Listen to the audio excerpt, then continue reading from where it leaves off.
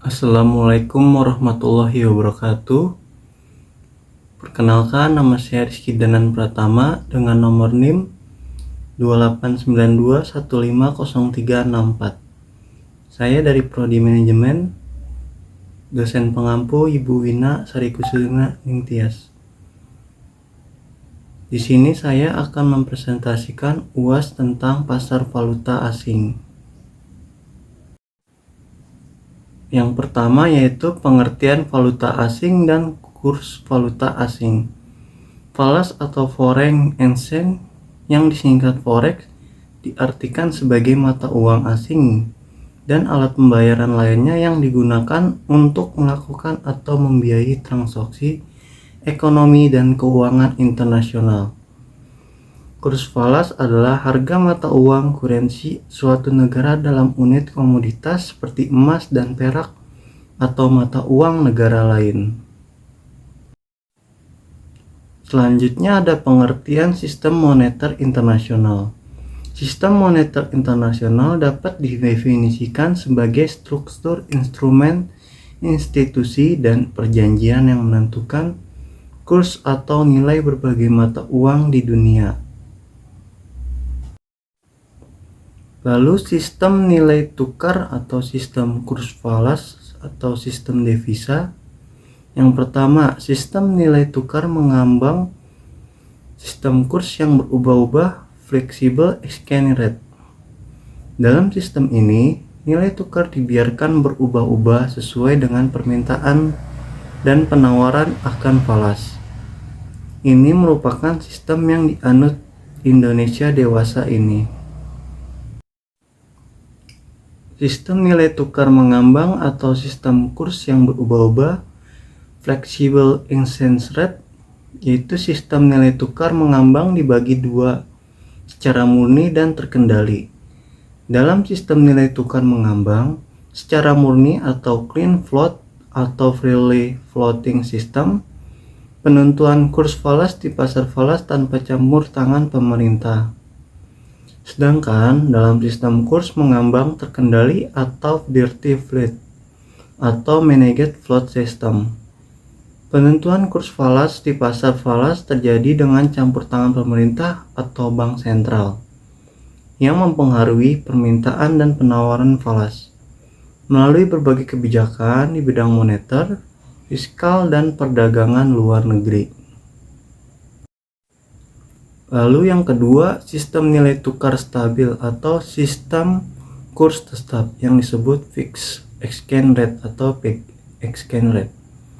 Dalam sistem ini, nilai tukar falas ditetapkan tetap atau tidak berubah-ubah. Terdapat dua cara dalam pelaksanaan sistem nilai kurs tetap, yaitu secara aktif dan secara pasif. Secara aktif yaitu dalam pelaksanaan sistem nilai kurs tetap secara aktif.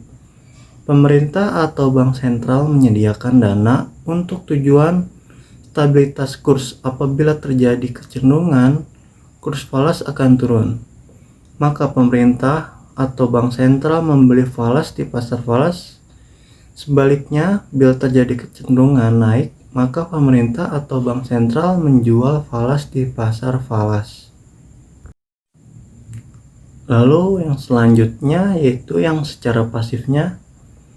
Dalam pelaksanaan sistem nilai kurs secara pasif, digunakan sistem standar emas.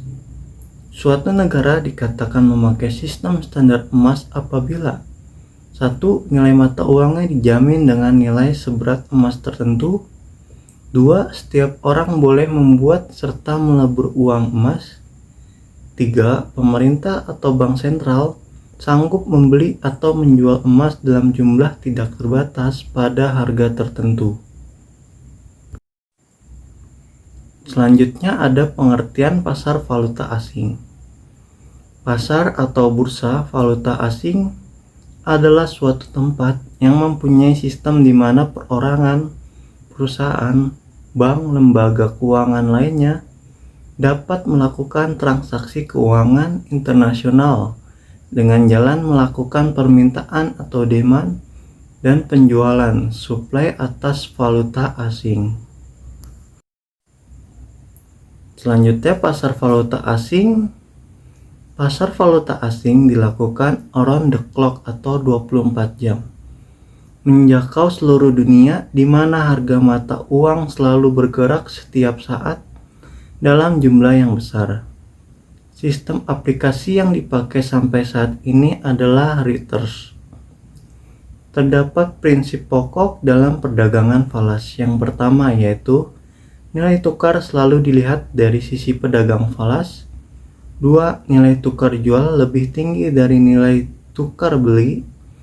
3. Harus ada nilai tukar lawan dalam suatu transaksi. Jika tidak ada nilai tukar, maka tidak dapat terjadi transaksi. Selanjutnya, fungsi pasar valuta asing. Fungsi pasar valuta asing yang pertama yaitu menyelenggarakan transaksi pembayaran internasional. Yang kedua, menyediakan fasilitas kredit jangka pendek untuk pembayaran internasional. Lalu yang ketiga, memberikan fasilitas hedging, yaitu tindakan usahawan atau pedagang valuta asing untuk menghindari resiko kerugian atas fluktuasi nilai tukar valuta asing.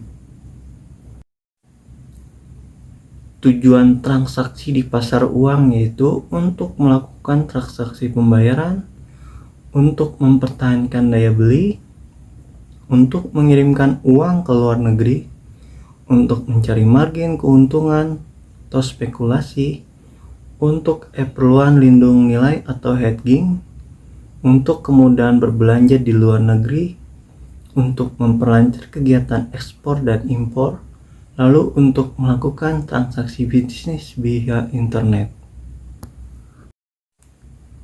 Lalu ada para pelaku di pasar uang yaitu yang pertama pedagang atau dealer, kedua perusahaan atau perorangan, 3 spekulan, 4 bank sentral, 5 pialang atau yang disebut broker.